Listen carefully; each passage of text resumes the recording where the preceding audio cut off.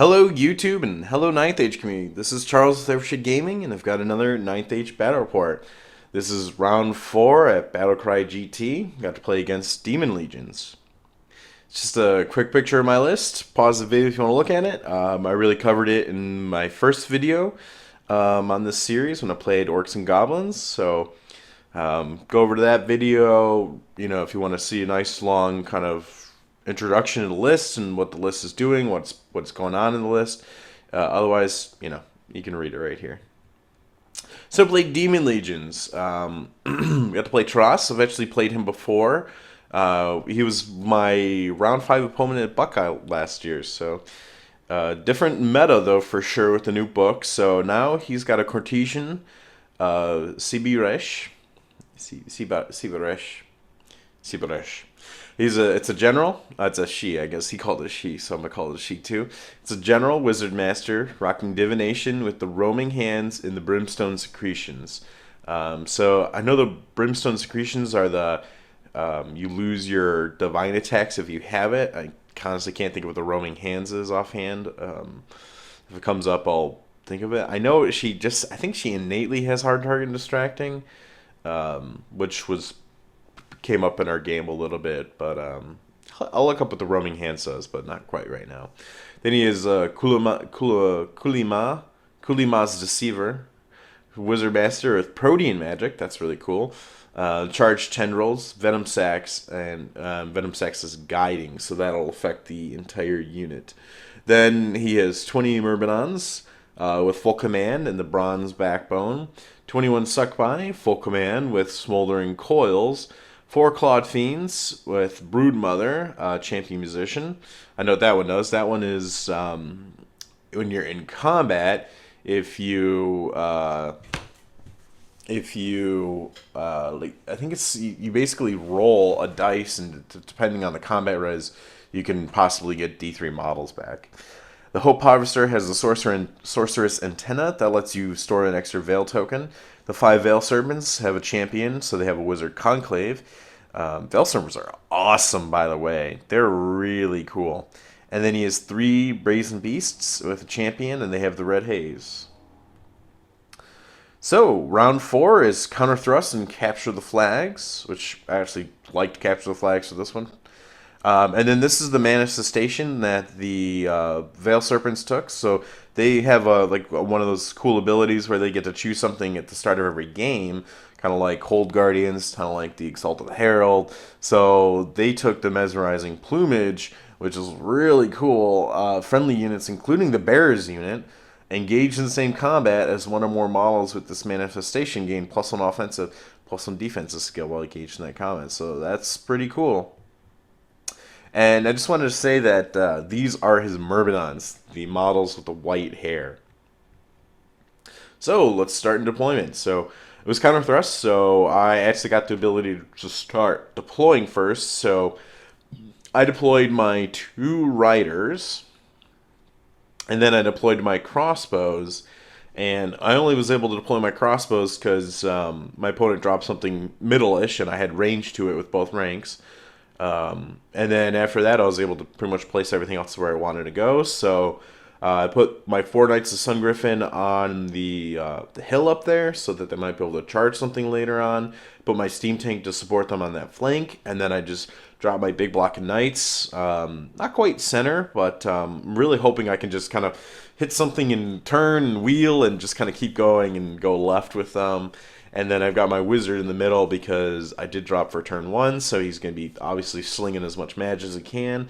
And then I just have my unit of 3 Knights of Sungriffin in the middle. Just either, they can either turn and support the other Knights of Sungriffin, or they can go in the middle to maybe either chaff something up or, maybe engage something small. So, because he does have, he doesn't have a lot. He has 2 big blocks and then kind of some smaller units. So the Knights of Sungriffin actually have some okay matchups this game, I would say, for once. This is the magic I took. So I took Altered Sight, Ice and Fire, Touch the Heart, and Unity Divergence finally came out for me this game. I really liked how you get like 20 models in those big blocks, and they're all like Resilience 3, and they just have their Aegis safe. So I decided I wanted to try Unity Divergence. And then, so I still have Perception and Strength from my cart. And then for my Magical Heirloom, I took Fireball. Just because, you know, the Alchemy spell's not going to do anything. So he's got a lot of spells, and they go with some different models here. So that's his Kulima's Deceiver. So Kulima has the Spear of Infinity that's the hereditary spell from Demon Legions. He's got Know Thy Enemy, Hand of Heaven, and Spectral Blades. And I don't know if anyone's ever seen Tross's army, but he's got a very fun, like, Hellraiser Pinhead themed army. So that's just a fun picture of his Pinhead. His Deceiver has, or not his Deceiver, his Cortesian. She's got Divination, so she's got Scrying, the Stars Align, Unerring Strike, and Fate's Judgment. And then the Veil Serpents have Spear of Infinity and Smite the Unbeliever.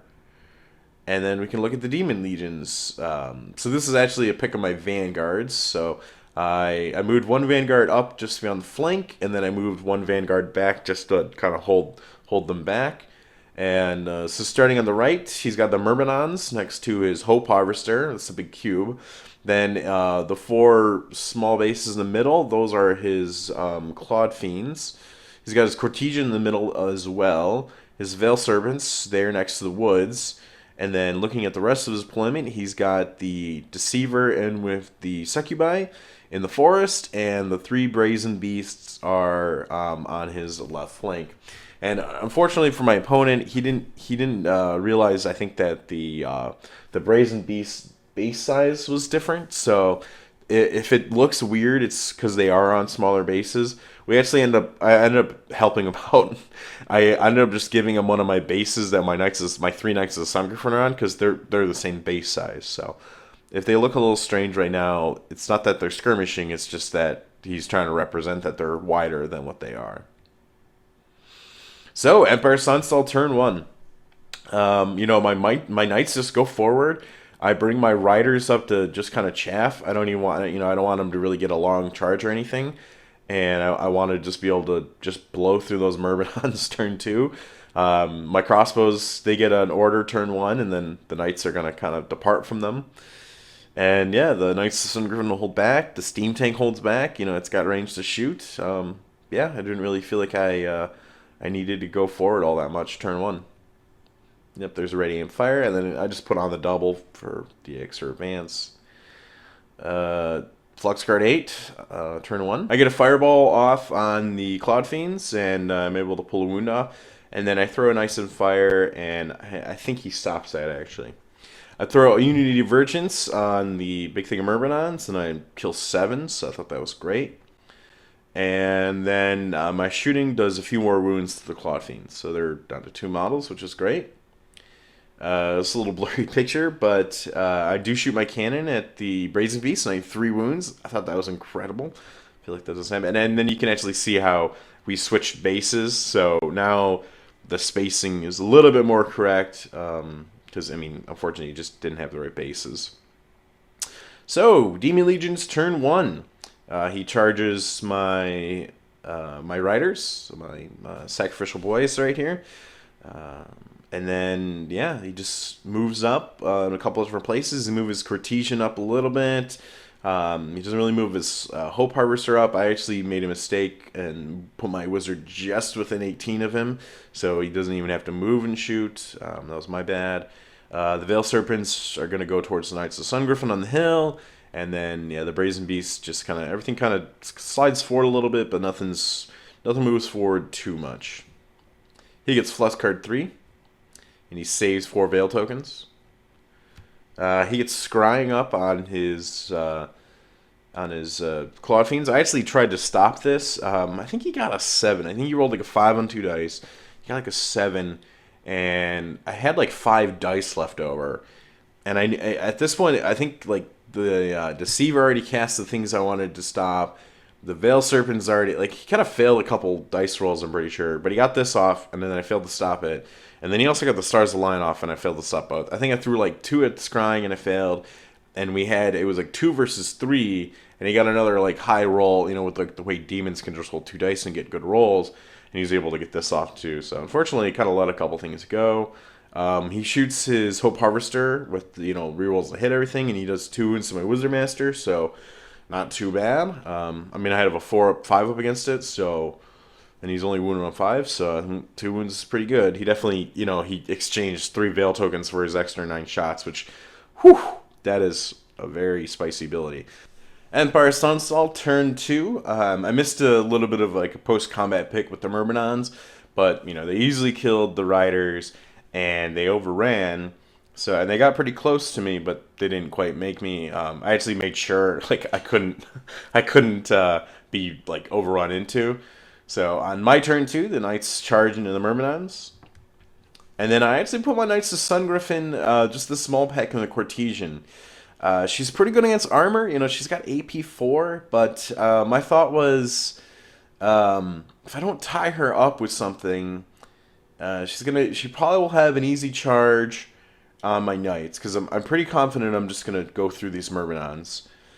And I didn't want to get combo charged by her, like the Hope Harvester and the Clawed Fiends or something like that, and just have to deal with 3 units. So, and I didn't want to just chaff her up, because that was sort of an option, but the problem was I didn't want to fail a panic test. So I decided I'm just going to go into her. I'm just going to try and put a little magic into this combat, and we'll see what the Knights of Sun Griffin can do. I put Brace for Impact and Steady Men on my nightly orders. Just in case, more for later than now. Obviously, it's going to help in this combat, but also later, just in case anything bad happens, some counter charges on his turn 2. And this is the rest of movements. So Wizard Master moves back. He doesn't really need to support. He's just in range to support the Cortesian combat. He's within 24 inches of her and the knights, and then he's a little bit farther away from that Hope Harvester. Although I wish I was a little bit further back from those Clawed Fiends. So, yep. And then obviously don't really want to move my Knights to Sun Griffin. They're in a great spot.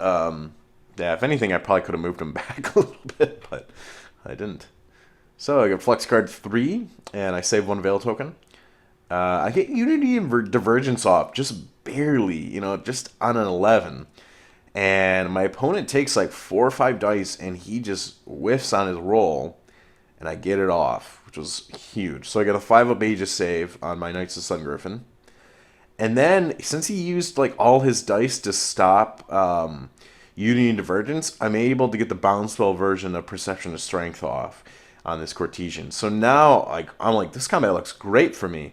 I got a 5-up armor save and a 5-up Aegis save, and she's only strength, I think 5 AP, or no, she's strength 4 EP 3 or something like that. So really favorable magic phase for me.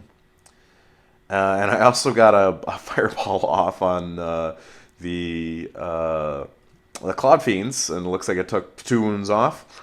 But unfortunately, my shooting, though, couldn't quite finish them off. So we still got 1 Clawed Fiend there with 2 wounds. My cannon does some more wounds to the Brazen Beasts, which was awesome. And then in combat, this is just my characters going first. And then after the knights go, we just smoke the Myrmidons, and they disappear from this earth. And then this combat goes great. I do 1 wound to him, he does 1 wound to me, and we just stay there. He takes a break test, but nothing bad at him. He doesn't roll high or anything. He rolls pretty average. So, yeah, I thought that was really exciting. Honestly, I thought that was as good as it could have gone, really. So I was excited about that.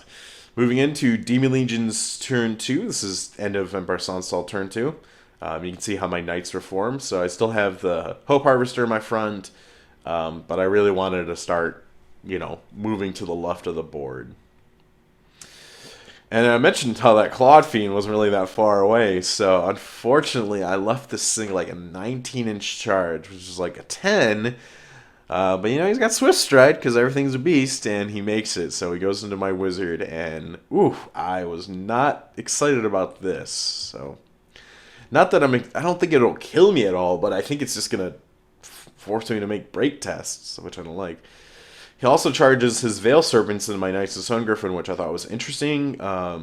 Yeah, because these guys they're not bad in combat. They're not really slouches with like 3 strength 4 attacks.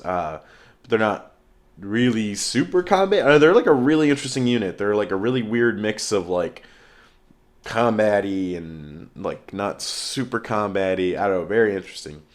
And I think he tried to charge his Brazen Beast at my Steam Tank, but he failed that charge. And this is what the rest of his movements look like. So when I moved my knights, I really just moved. I wheeled them like I pivot them. I pivot them just a little too far so that I was looking, more left because he was able to move 5 inches with his Hope Harvester and get out of my line of sight. So that was a bad move on my part. Just a little bit of a movement misdemeanor. And you can see the Succubi move forward onto the forest now that, combat's really starting to go underway. He gets Flux card 7, and he saves 4 Veil tokens. He gets Know Thy Enemy up. I think he just threw 2 dice at it, and, he was like, if I get it, cool, if not. But, now he can hit on 2s. And then that was the only thing he really got in the magic phase. And then, right here. Wow. So nobody does any damage. He comes in with just his combat res from the charge. I have a rerollable Discipline 8, and I fail it. And I get away, praise be to Suna, and he doesn't catch me. So, but that does make my crossbowman panic, as you can see in this picture. So I was like, oh no, because that's a really bad swing. That's just a lot of points. So I really need them to rally my turn. And then this combat goes well though. I do 1 wound to him, and he doesn't do any wounds to me because I still have, like my Aegis save up and my good armor save. So that was pretty cool. And then the combat with the Knights of Sungriffin. I think it's a tie combat actually because he had a hard time getting through my armor. He didn't really roll that well. He had a hard time getting through armor, and because they're only strength 4. And I think I just did a few wounds to him just to make it a tight combat. So on my Empire Sonnstahl turn 3, I bring my Steam Tank into the flank of these Veil Serpents, really hoping I can just pop them in this one turn. And then, oh man, both my Wizard Master and my Crossbows rally. Whew, I was freaking out because it was just 7s. It was 2 7s. Whew, what you think, it's like one of those things where you're like, all right, I can make an 8 on a reroll, right? And you're like, okay, so if I didn't make an 8 on reroll, can I even make a 7 on just a straight 7? But I made 2 7s. They rallied. I bring my Riders over to shoot the Claude Fiend. I'm like, I need to get rid of this Claude Fiend because I can't do that combat again. And then all I do with my Knights is I just, I'm kind of, unfortunately, started playing defensively with them at this point. Just because I saw how engaged I was on my left flank, and I'm like, well, if I don't go through those Veil Serpents, like, I'm going to get charged by the Claw Fiends, and they're probably going to beat me, and, like, I'm going to lose a scoring unit, and, who knows whether or not the Knights of Sungriffin in the middle are going to be alive. So, I'm, like, kind of really starting to think about the objective here, so I'm playing a little more conservatively with them than I wish, but I did move my Knights back just so I have like my Discipline 9 and my reroll again. Because I'm like, I can't lose my Wizard Master. He's already been doing so much damage this game. Like, he's such a valuable piece of this army. I'm not going to lose him. Got Flux card 2. I get a Touch of the Heart off, and he fails his Aegis save, so I put 1 more wound on him, which was nice. And then, oh man, my Riders shoot, but just can't put another wound on him, so I'm going to have to endure another round of combat with that guy. This time the combat doesn't go as well. I lose 1 Knight, Son of the Griffin, but I do put 2 more wounds on her, and I think whatever happens, I think I stick around again. I think I needed I think he won combat by 1, and I was able to stick around. And then the combat with the Veil Serpents, we did a lot of damage, but the problem is, they only crumble by how much they lose. So I just needed to do 1 more wound, and I think I would have got rid of him. Yeah, because he would have had, just 1 more wound would have done it. But I couldn't do it, unfortunately. So that Veil Serpent still has 2 wounds left, holding me up in combat.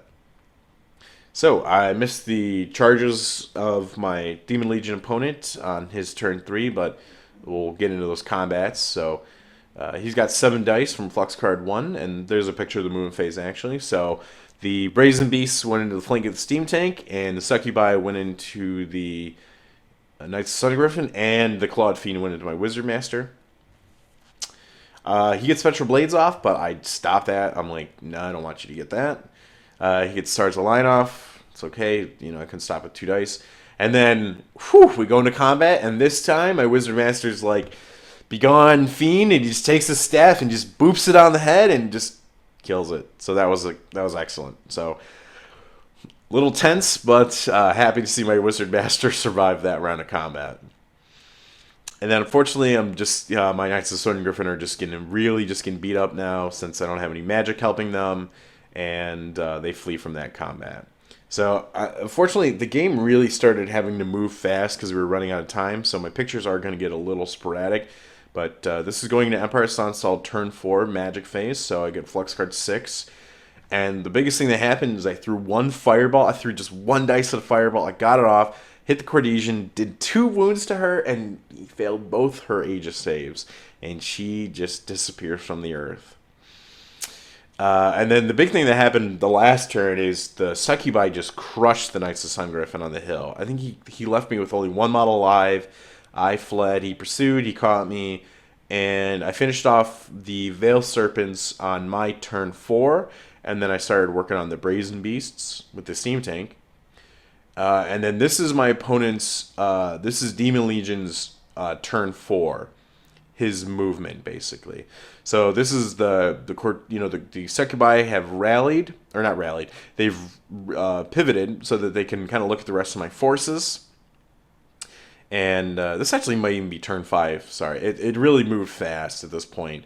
But I tried to capture all the important things. So basically the Succubi are trying to threaten my flank now. And the Hope Harvester is still in my front that I'm trying to deal with. The one Knight of the Sun Griffin that got away, he actually did get away from the Cortesian because he didn't want to pursue and be really close to my Knights so that I could just charge him. I think his plan was to move the Cortesian and just put her in the back of the board. But, I killed her with a fireball. So the one Knight of the Sun Griffin is still fleeing, but he's alive. So if I can rally him, I can keep that scoring alive. He gets the enemy off. I wasn't really worried about that. I think he kills a Knight with the Hope Harvester.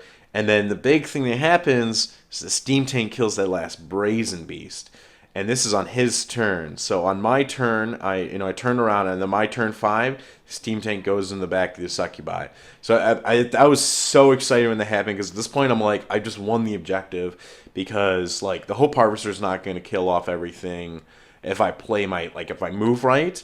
And I at this point too, it's just these Succubi aren't going to chew through 7 wounds on the Steam Tank. Nothing's done a wound to the Steam Tank yet. So I felt really elated at that. So that's the rest of the movement. My Knight of the Sun Griffin rallies. So at this point, I just kind of, I just move my riders over just in case something crazy happens. And we just kind of move up just to put as much damage on the Hope Harvester. Because at this point, it's why not, yeah, it's really good.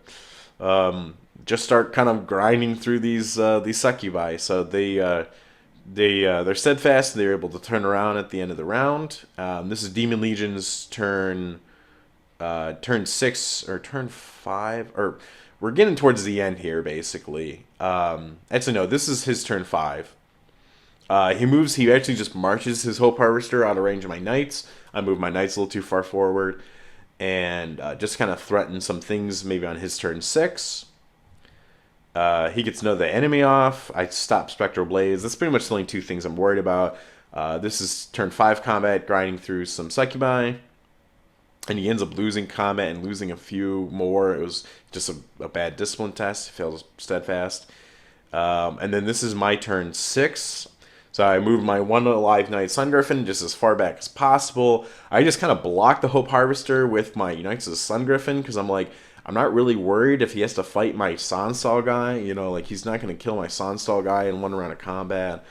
And, yeah, I'm just preparing just to put as many crossbow shots and as much magic in the Hope Harvester as possible.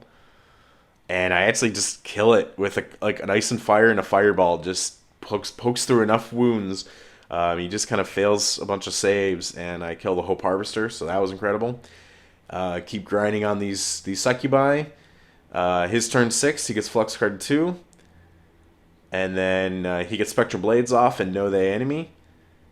And then at the end of the game, the only thing that's left is the Steam Tank and his Deceiver. I actually ended up killing all the succubi with the Steam Tank, and he was only able to do 1 wound to it. So yeah, yeah, it was. This is the end of turn 6, and then this is everything that's alive at the end of the game. So yeah, this game just kept turning up for me, honestly, and yeah, it was a big win. We'll look at the points right now. So, looking at the points, we're looking at a 4,700 victory points going to Empire Sonnstahl to only 777 going to the Demon Legions. That's a 17-3, and I won the objective as I destroyed all of his scoring units, and I only lost my 4 Knights of Sun Griffin. So I ended up getting that +3, and it ends up becoming a 20-0 victory for the Empire Sonnstahl. So yeah, big win. You gotta love those day 2 just big wins in the morning. You just still kind of waking up, and you really wake up, and you get a big win. So I really want to thank my opponent Taras in this video. I feel like we were having such a fun game at the beginning, just kind of rolling dice, and I think it started swinging my way, and I really wanted to push it. So, and that's you can see that in this battle report. You know, we definitely started speeding things up, but we didn't really play anything wrong. We just really tried to move through the game, and I want to kind of thank him for allowing me to do that. Only to really get the good score in a tournament setting. In a friendly atmosphere, it's like, we could have taken a lot slower. Maybe achieved the same result. But yeah, I just want to thank Taras. I want to thank everybody for watching this video. Hope you enjoyed it. I had to say it was a really interesting thing. That one thing I want to mention about this matchup is. We had 1 drop at Battlecry GT. Phil Carl, the gentleman with the big tree list that I played a few battle reports ago, he came down with a little sickness the morning of, and we had a quick little matchup flip, and I actually was going from a Demon Legion with like bloat flies in it to this Demon Legion player, so I thought I was greatly blessed to get this matchup instead. So I want to thank everybody for watching, and we'll come out with another 9th Age of Battle report soon.